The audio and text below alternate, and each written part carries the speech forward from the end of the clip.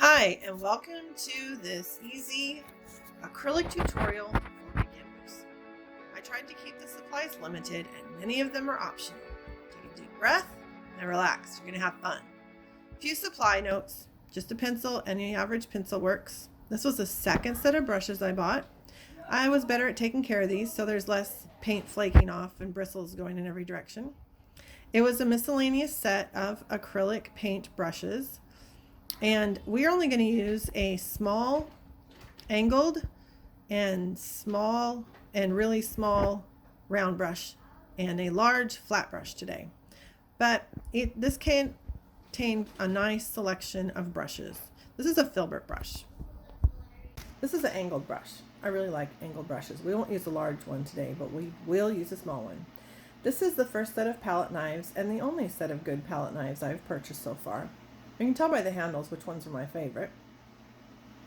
The small one is actually my favorite. It's a little loose, but it still does the job. There's good for many things, including painting with the palette knives itself. This is my script liner, and I like using a script liner when you need to do long lines. I bought this little holder at the Dollar Tree. It's great for holding my phone as well as any images I'm working on. You need a paper plate, and today I'm using a canvas board from the Dollar Tree. We're going to use three colors: titanium white, naphtha red, and Mars black. You can use any red, you can use any black. And a squirt bottle is great for getting your canvas wet or re-wetting your paints. And 2 jars of water or any container of water. Plastic cup works fine. Speaking of a plastic cup, we'll need that too. And Q-tips are great to have for fixing little errors, and paper towels are great for helping clean your brushes. And take that paper cup or plastic cup and use that to draw a circle where you want the moon to be. We'll probably cover this up, but as we're painting the background, it's kind of a good idea to keep in mind where the moon and the horizon is. So take any straight edge and draw a line across your painting. Try not to have your horizon right at the center. It should be below the center. Closest to the 1/3 of the page is the best visually. And draw your line. And now we're going to get a little canvas and have it handy. I got that at the Dollar Tree as well. It's nice if you're learning new techniques to be able to have a little scrap canvas to do practicing on. So I'm wetting my canvas with the spray, and then I'm going to set it aside and let it kind of soak in while we get our paints ready.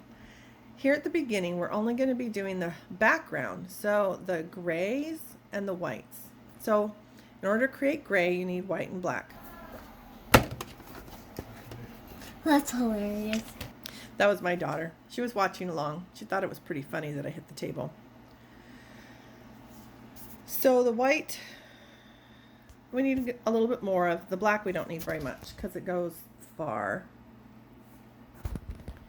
And we're going to blend a couple different shades of gray as well as leaving some white on the palette or paper towel or paper plate. As usual, my mouth is not saying the things that I want to say, and my brain tends to forget what I need to say. So I'm dividing off about 2/3 of the white paint, and I'm going to take a tiny bit of black, but first I'm going to clean off my palette knife so I don't put white into my black. And we'll mix that in and see how far that goes. This eventually turns out to be a light gray, which is about what I'm looking for. But I also need a darker gray for the top of the horizon and the bottom of the horizon. And how dark you make your horizon is completely up to you. So I'm going to now take a little bit, about half of what was there, and add some more black. But as I'm working, I'm realizing that I need more than that to cover the whole canvas. So I'm actually going to grab a little more white and a little more black and mix that in.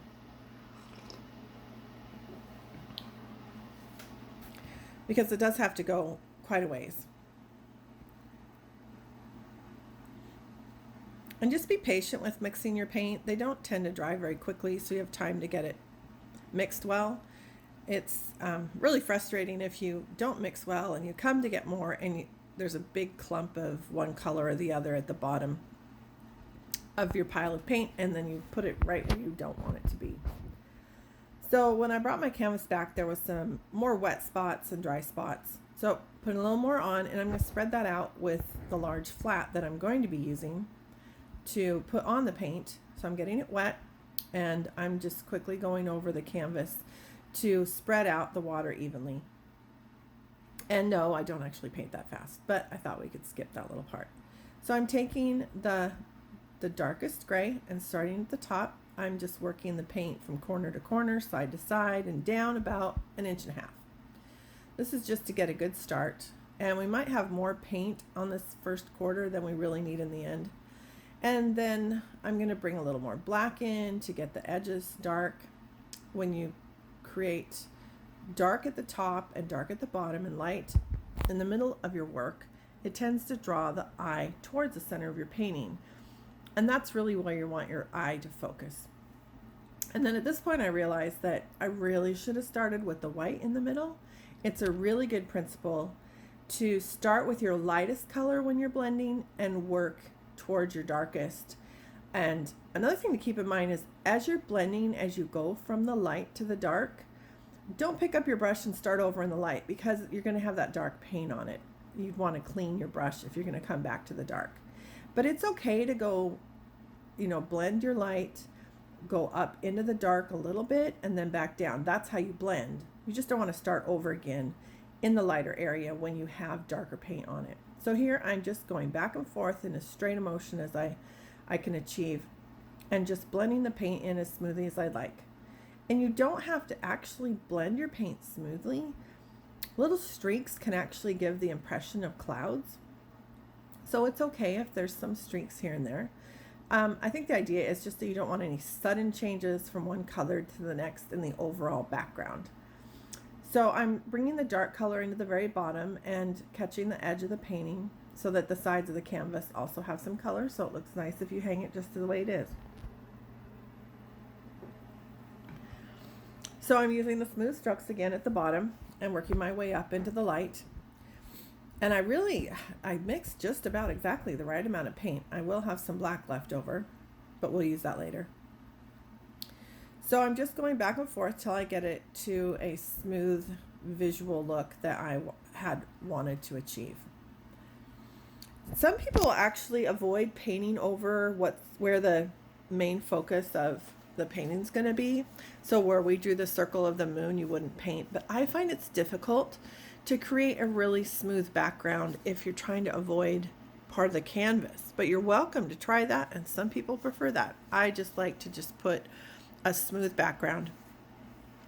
So this is going to need some drying, so I'm going to dry it with my blow dryer. I'm going to do that off camera, but just a note that don't use hot with your blow dryer. You want to use a medium heat because a really high heat can affect the paint. So the next step in this painting is to create the moon. So we're going to, with the paint dry, I'm going to come back in and very, very lightly mark in the moon again. And I did the horizon as well. We're going to start with an angled brush. You could use a flat brush.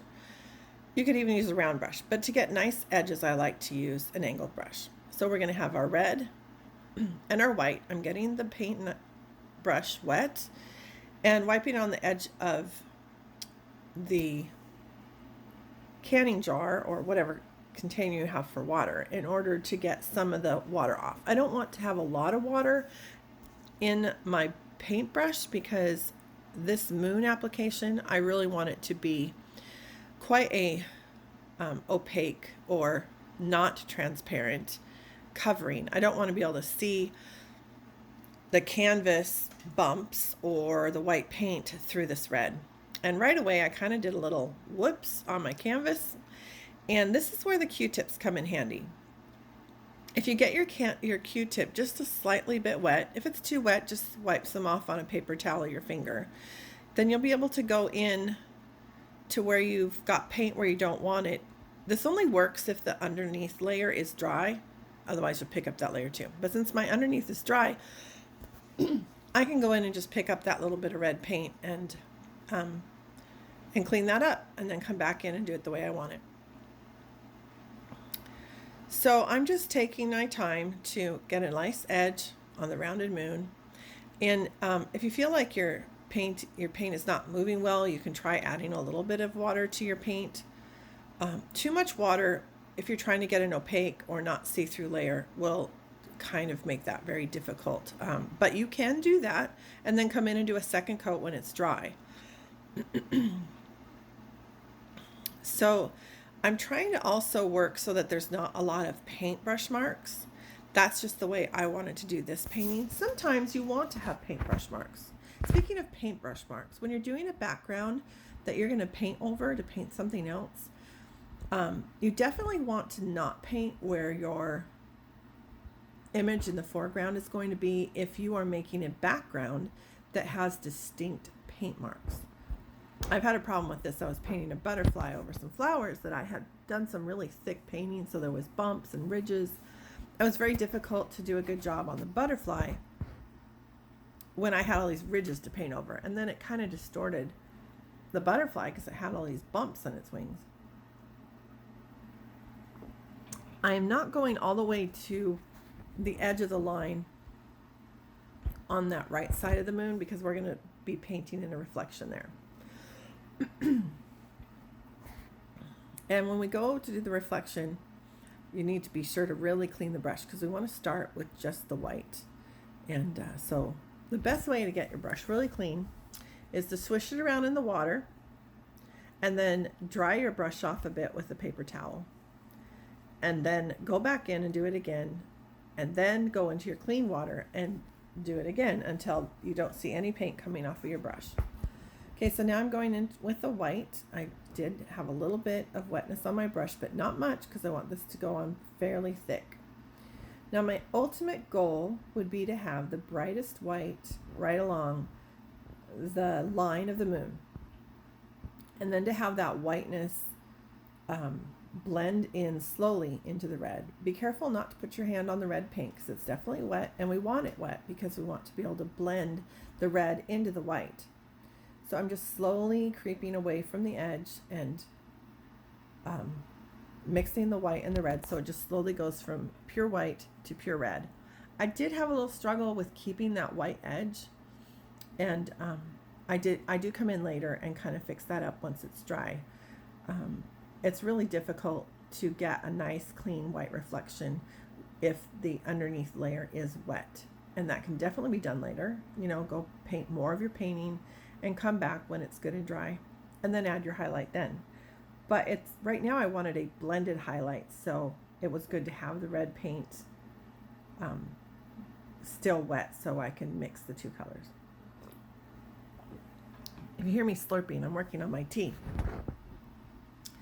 So now I'm just trying to get a little more white on that side, and I actually found it was really difficult to do. I did get it to lighten up a little bit, but to really get a good white on that edge, I definitely am going to have to wait till that paint dries. I really like acrylic paints because there's something about how thick it is and how you work on the canvas. I do watercolor as well, but I really like watercolor. They're just different, and I really recommend trying both medias. You might find you like one better than the other, or you just find that they're better for different things. I think I use watercolor generally for more abstract paintings, not with less realism. And this is actually more of an abstract painting. It's not very realism, like especially not photorealism. This is kind of an imaginary place. But I've definitely done a lot of realism in my acrylic painting because you can get real good details, real striking edges, and more control over where you put the paint. Generally speaking, in acrylic, where you put that paint, when you come back when it's dry, it's going to be there. The only difference is that in acrylic paint, your colors will dry a little bit darker. And that's something to keep in mind, especially if you want to fix up something you've done and you need to mix paint. You got to remember that it's going to dry darker. So this is the filbert brush. And filbert brushes can be good for a couple different things. I could have used that to put on the paint on the moon because it tends to leave less distinct brush marks. You can also use just the edge to draw a line that fades out very nicely at the ends, and that's what we're going to use it for today. So I did get my brush wet, put on some red paint, and I'm just going to do quite a bit of a full red in the middle, but have it diminishing on the edges. And don't go past the margin of the moon on the right or the left, because generally reflections are the same size or narrower than the object that that is reflecting off the water. And if you remember, this is water, so we are definitely going to have parts of the reflection where the water is higher and lower, and so it doesn't actually reflect in the lower spots. You're just kind of reflecting off the higher spots. So as we get farther away from the moon, there'll be less of a fullness to it. And I was kind of struggling with the brush as far as my strokes not coming out the way I wanted. So I grabbed my little practice canvas and did a little practice to see how much pressure I needed to get the kind of stroke I wanted as I got farther away from the moon, because I do want those to be really tiny little marks. I lost a little bit of the video, but I just basically filled it out, and as I got farther away from the moon, there were just little dashes on the water. So now we're going to go back in and add the white and the darker spot on the moon, the shadow. Hindsight's great. I definitely should have done the shadow on the moon before I did the white highlights. So if you want to take a minute and skip ahead and put the dark shadows on the moon and the dark shadows on the reflection and then come in with the white, I think that's a great idea. But I didn't do that. So right now I'm going in and putting in the little ripples of water. And this is where the water really tends to start to look like water. And it, instead of just being a flat painting, your mind's eye just really sees that water as coming out toward you straight. Now with water, most of the time the reflections are just going to be straight lines. Not always in real life, but generally speaking, unless it's really choppy waves, they're just little ripples that reflect the light. So try and keep your reflection lines straight across the painting. I really struggle with this. And there I went, whoops, and just made a really big ripple. And at that point, I probably should have gone, I think I need to switch to another brush, which I do figure out. So now I'm using a small round to put in the brush strokes so I can get them more of a light stroke. Another thing to keep in mind with water is that the farther away from you the ripples are, the smaller they will be.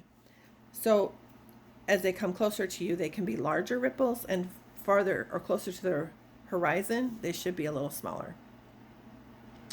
And you can really go overboard on water reflections and you can't take them back. So I'd say add a few and step back and look at your painting and see if you like how many ripples they are, if it's giving the effect you want.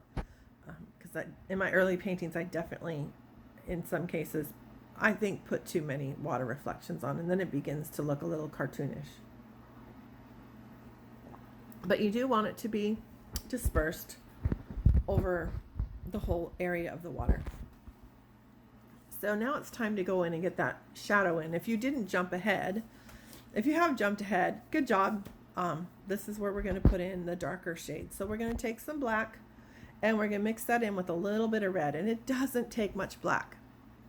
So definitely be sparing as you add the black in, and you just want a good dark shade of red to start with, because you want that very edge of the moon to be darkest, and as it gets toward the center of the moon, it's going to be lighter. And we're going to kind of do like a mirror image. Sorry that it wasn't focused here. I'm not sure why. My camera didn't want to focus on my hand, but I think it's still clear enough to see what I was doing. So we're going to do a curved edge like we did with the white to help it give that impression of that the moon is actually round. And so the light being cast on the moon on the right side would also cast a shadow on the left side. As I get closer to the center of the moon, I'm adding a little more pure red onto my brush so that it can lighten up. And especially because the red is now pretty much dry, I don't have that blending ability. Whereas if you had skipped ahead and done this before, all the ripples and reflection, you probably would have some ability to blend it into the red like I did with the white. But if you don't, just slowly add more red to the black as you go across the moon. And be conservative. You can always add more reflection or shadow or highlights, but it's difficult to take them away. So if you're unsure if you have enough, again, put your painting down or prop it up against something or have it on your easel and step back 5-10 feet and get your overall impression of your painting. It's really, really a good thing to do, especially if you're getting frustrated, because sometimes just painting so close, you tend to lose sight of the overall look of your painting. You might actually be doing pretty good, but you just can't see the forest for the trees, so to speak, because you're so close to your painting. So now I just working a little bit on getting that blending, and that turned out pretty good. If you look straight on, I think it really does kind of create a rounded image in your mind. So now we need to adjust the reflection in the water so that that shadow is also reflected to give it a further realism.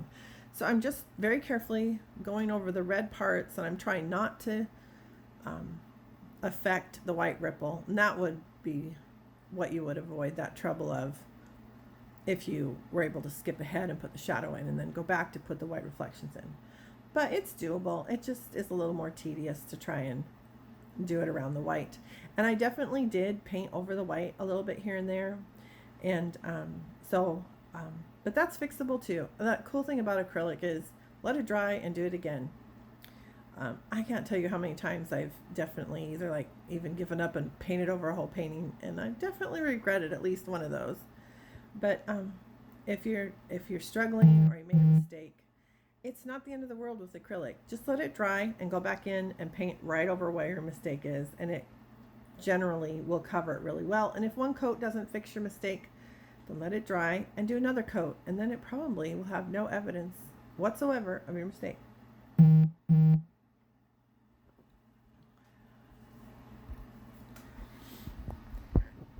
So here's where I'm going back in and just kind of doing a little touch up on the white. And again, you know, keep in mind whether or not your painting's wet where you put your finger down. I've definitely smudged my paintings before. The one thing we have to do next is to finish out the horizon to the right and left of the moon. And this can be a really thin line. But before I do that, just so I don't smudge anything, I did take a minute to dry all the reflections. And now I'm going to work on that horizon line. This should be a fairly thin line, but if you think of it being the edge of a lake or maybe a waterfall, it could have some ripples. So if your line isn't perfectly straight and really fine, that's okay too. We just want to give the eye the ability to see that there is an edge of the water that is distinct from the sky. In my original painting, I actually did a white line and a black line, and I think that was because I was trying to hide some kind of a mistake. And you can do that, but I think it looks just fine with just the white. I think it actually gives more of the image of, or the idea of, it's just, that's the end of the water. You can't see what's beyond that. Like it's a waterfall, that there is no land. So, yeah, I'm not even sure why you wouldn't have land on the other side, other than maybe you're looking out across the ocean. This seems a little shorter than that. So I'm kind of picturing it being where the water would go over a waterfall right there.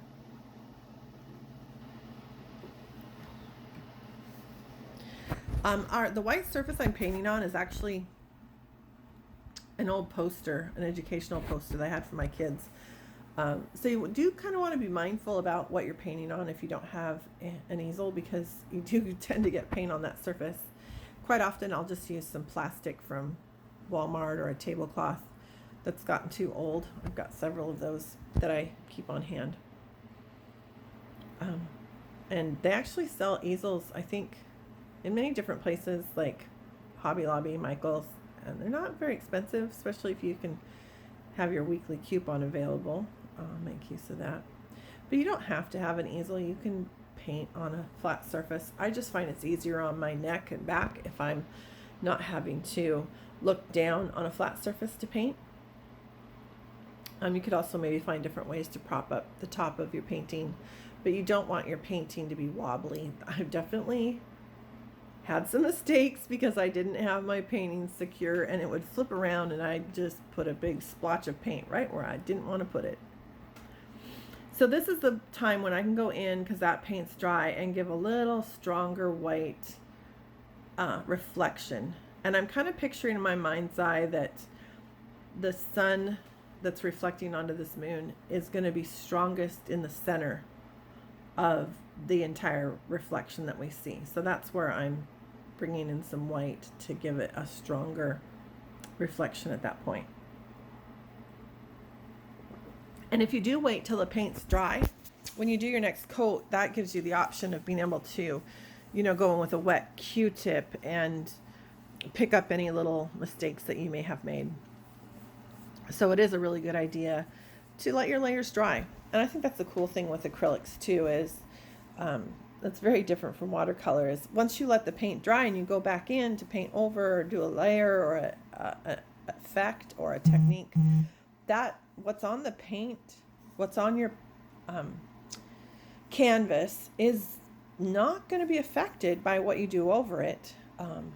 And that's really nice, that you can layer upon layer. And there's also the element that many acrylic paints are transparent, so that you can go back in and put additional layers where you want it darker, or additional lighter layers where you want it lighter. And that element of having several layers of transparent paint can give a depth to your painting, especially with water, because you can have darker tones and lighter tones, and they all kind of, you can see the upper layers. I've had bodies of water that I've painted where I could have probably 6 or 7 different layers of paint, because I just didn't get it the way I wanted it, but it was close. And those lower layers do show through. Now here was another spot where I lost a little bit of video, and I'm really sorry about that. I have no idea what happened. But you can draw your tree. I was trying to do my tree in nice curvy motions, and I put the trunk in. Remember that trunks of trees are wider at the bottom and they narrow as they go up.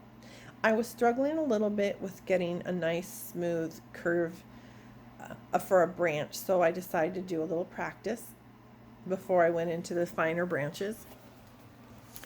And another thing I like to do with my trees and the branches specifically is that the base of the branch is also wider than the end. So I like to draw the line of the branch so I have an idea of where I'm starting and where I'm ending, and then go back in and fill it out and get a little wider.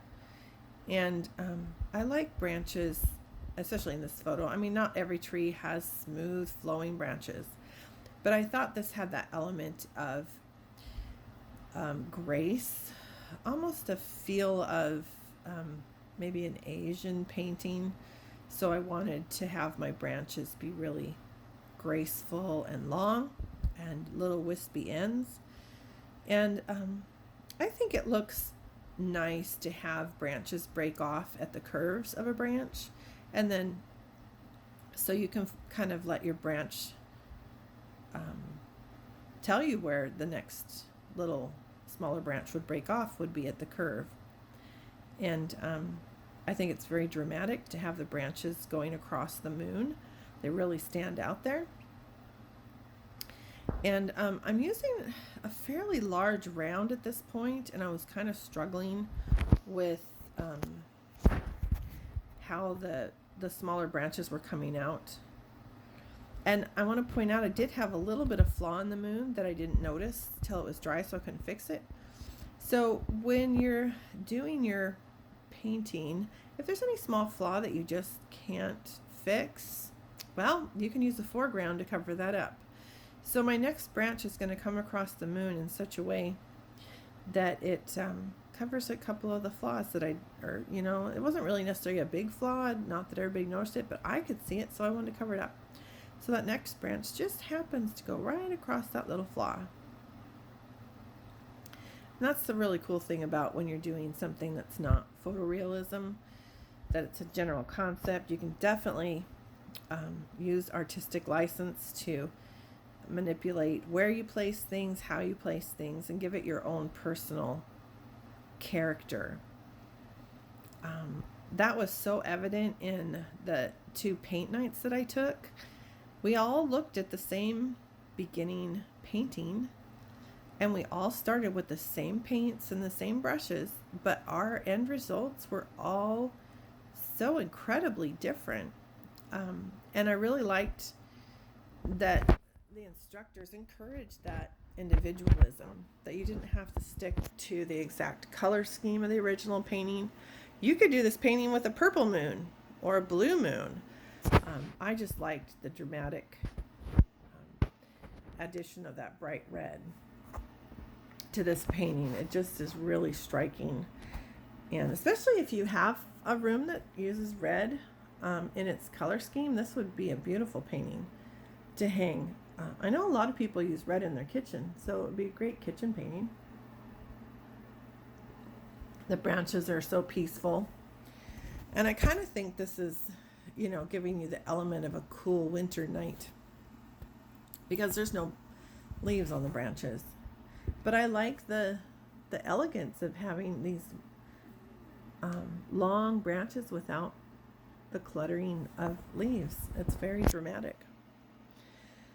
So now I'm going to come back in and do a little more filling out to the left side.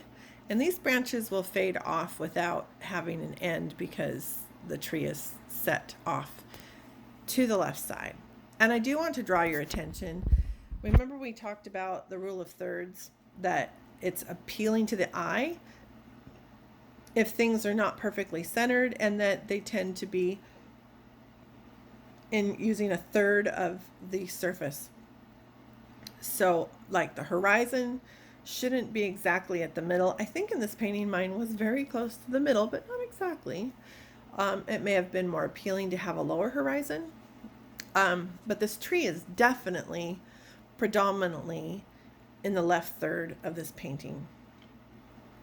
And the branches, as they go towards and across the moon, it definitely draws your eye to the moon so that the moon becomes the focal point. And that's another thing to think about, the elements of your painting, that they draw the eye to what you want people to focus on in your painting. I had one painting where all my mountains tended to go to the same point at the bottom of my painting, and it just seemed incomplete. There was nothing special at the bottom of the painting. So I drew an elk at the bottom of the painting, and it completed it. It just, everything pointed to that elk, and it really made a focal point for the painting, and it just was so much more satisfying to look at the painting with the elk there. And again, I'm really struggling trying to get these tiny branches, so I'm trying to help my hand not to shake. If you can find a way to support your hand with your other hand or have it on a surface, it's really a struggle sometimes. Maybe you young people don't have it, but there's times where my hand just shakes. And when you want to do a smooth and graceful branch, that's not the time to have a shaking hand. So, it was time to get my script liner out. That's one thing about a script liner, because it has such a long bristle that the bristles tend to take up some of that shake. So it can really be helpful in allowing you to have a little more forgiveness in your brush as you're trying to create it. An important thing with a script liner, or anytime you're trying to do long lines, is to have a little more water in your paint so that it will go farther. So as you can see, the brush bristles flex quite a bit as I'm painting, and that's where it's kind of like a little shock cushion, so that if you have a shaky hand, it tends to not show up in your lines. And the way this bristles lift off at the end gives you a nice graceful ending to your branches.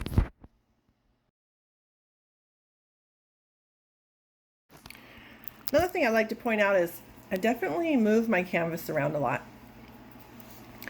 You'll find, especially as you're learning to paint, that there's certain motions that come more naturally, and it just makes sense to move your canvas around to take advantage of how you can pull off the line you want with more ease rather than fighting the motions that you have.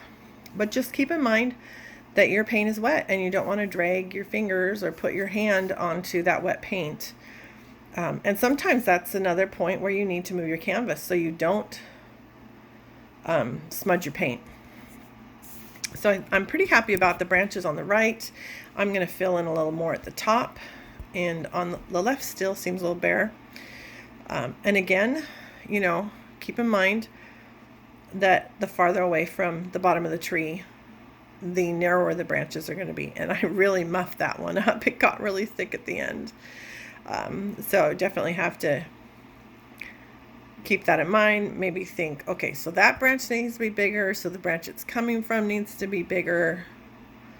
You know, you just want a pleasant draw of the eye so that the bottom of your tree is the largest point, and the farther away from that trunk you get, the smaller the branches become. So I'm coming back to that division of the tree with that rather large branch and smoothing that out, because that definitely got really big. So I'm cleaning off my brush. I got it wet first. I'm cleaning it off, and now we're going to go in and do some highlights. Again, I think I started out with a little too much paint and not enough water, so I'm using my spray bottle to give just a little bit of water to that paint and mix it in so that it will come off the brush smoothly. Highlights can really make a 2D tree become 3D to the eye. Highlights are really important. So you definitely want to have that paint dry. So I'm not going to be working with the edges of the branches first. We'll start more at the bottom. But keeping in mind that the sun is coming, the reflection is a reflection of the sun, and the sun is coming from the upper right hand corner. So we're going to put reflections on both the right surface and the top surface of most of the branches. It gets a little tricky when the branches are pointing up to the corner, but we also have to think that this tree is not 2D. The branches are not all going to the right or to the left. Some of these branches may be going toward the moon, and some of these branches might be coming towards us.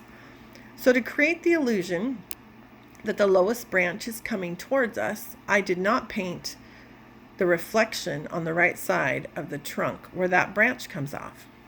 And again, I skipped the next branch up. So then we can either draw it in or not. Now I put a little bit of a hook there, so it would make you seem that that branch is really coming towards us. So the reflection is reflecting off the top roundness of the branch where it attaches to the tree. Now I didn't bring this reflection on this other branch all the way at the bottom because I was picturing it coming slightly towards us. So the bottom of the branch where it comes off the trunk would be in the shadow of the trunk. So I was trying to adjust this so you could see me bringing the paint off the plate. Another trick with any type of brush, round or script that you want to draw a small line on is to spin your brush as you're drawing it through the paint, and that'll cause all the bristles to tighten up and give you a tighter surface so you have smaller lines. So on this bottom branch that's coming towards us, I'm going to have just a slight reflection on the very, very edge, almost off the branch, so that it's just barely seeing that reflection, because this branch is kind of coming towards us, so there really won't be much of a reflection on it. Another thing to keep in mind if you kind of mess up on the branches, number one, of the reflections. Number one, your underlayer is all dry, so you can go in with that Q-tip and pick it up if you put it in the wrong place. Number two, let's say you didn't realize you messed it up and you look later, you're like, oh brother, that looks horrible. Well, go back in with the black and fix it when it's dry. That's totally a great way to fix things. So I'm just kind of taking my time here and thinking about where the light's coming from. So, and I don't know that I got this right every time. Sorry for my arm in the way. I was kind of getting tired. I was just trying to give the image of that one branch coming towards us, but that little smaller branch going away from us. Now I'm going to work on finishing up that underneath so that that other branch really looks like it's going away from us. And you can experiment, you know, put the highlight on where you think it goes, sit back and look at it a little farther away, and adjust it if you need to, or take it off and do it again. As long as that underlayer is dry, you have a lot of freedom to make adjustments as you need to. So now I'm going to work on that next branch up. And again, this branch is definitely coming towards us. Now that I look back, that last branch, I guess I was painting to go away from us. So I put the reflections on the top of the branch. I'm even confused now. Here I am doing it a few days later. I can't remember what I actually did. Looks like I changed my mind. So the lowest branch is going away from the perspective of the person who's looking at the painting, and the next branch is coming towards us. I think halfway through I actually changed my mind on that branch. And you can totally do that. You can decide which branch is coming towards you and which one's coming away from you. Let's say you put the highlight on one way and you thought it was going to be a branch going away from you, but the look actually ended up looking the opposite. That's okay. It's your painting. It'll do what you want it to do. So I decided that the right side of that split is going to be going away from us, and the left side is the more dominant part of the tree itself. So I actually put the highlight right across that division there. Do you see how that set off that branch going away from us? It definitely gives that your mind the ability to see it in a different light, a different perspective. So just try and give a little bit of highlight to every branch, whether it's, you know, on top or below, just keeping in mind where the sun is shining so that your reflections are consistent. And I think I definitely got a few of these not right, but I think you kind of get the idea.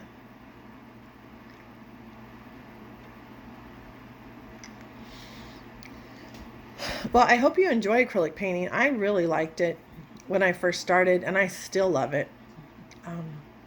I like the fact that it dries fairly quickly. Sometimes when you're doing a lot of blending, that is difficult. But there are some things you can add to acrylic paint to slow the dry time. And we'll probably get into that in the next video or two.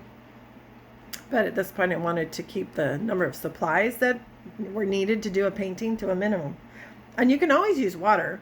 The more water you add, the slower it will dry, the thinner your layers will be. But you never want to go to, you know, half water, half paint is about the limit. Beyond that, you can have problems where your paint might chip off, or it just doesn't work right.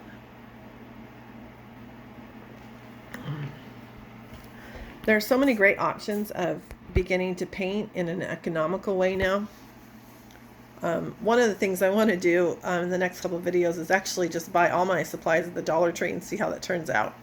I actually did a side-by-side comparison of Dollar Tree paint with like a Hobby Lobby store brand, and the final product was about the same, but I like never had to add water to the Dollar Tree paint because it's already very thin. So you tend to get more thin layers. You know, down the road, it'll make more sense to you to have a thicker paint to start with that you can thin to where you want it. You can't make a paint thicker, but you can make a paint thinner.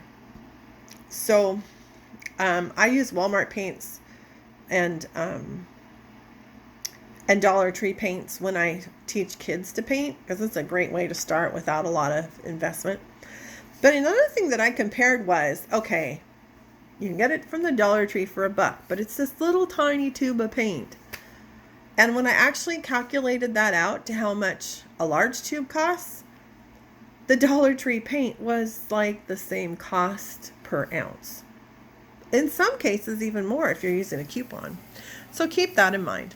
It's not a huge, big investment to get the bigger tubes of paints. But if you can get 7 colors in little tubes, you spend $7 or $7 for one big tube of one color. There is that. In one of the videos coming up, I'm going to be definitely teaching you how to blend different colors so you can literally paint almost anything if you have a red, a blue, and a yellow. White and black are helpful because that helps you to darken and lighten and create grays. But even that, you can create a black out of a blend of colors. White, on the other hand, not so much. But you can definitely get by with white, red, blue, and yellow. Those are primary colors. And, I just learned about that off YouTube videos, so I'm going to include that in mine down the road. So at this point, if you noticed, I actually went back in, and now I have black on my script liner. And I'm touching up where I put the reflection that I didn't want. So feel free to touch it up and make it the way you want it to look. So now I'm wiping the paint off my brush, and I will get it wet and clean it. Real quick before we go, the best way to clean your brushes is to keep most of the paint off it while you're painting. Set them aside so you know which brushes you used, and then go use soap and water to clean your brushes. And when you're drying them, have them flat. Do not store them vertically when they're drying, because you don't want that to ruin the brushes or to have the water get into the brushes, the paint handle, to ruin the wood or loosen the glue. So this is the end. I'm putting my signature on. Thank you for doing this painting with me. Please comment below, subscribe, and like. And thanks for joining me today. I really enjoyed doing this painting again. I hope you have a great rest of your day.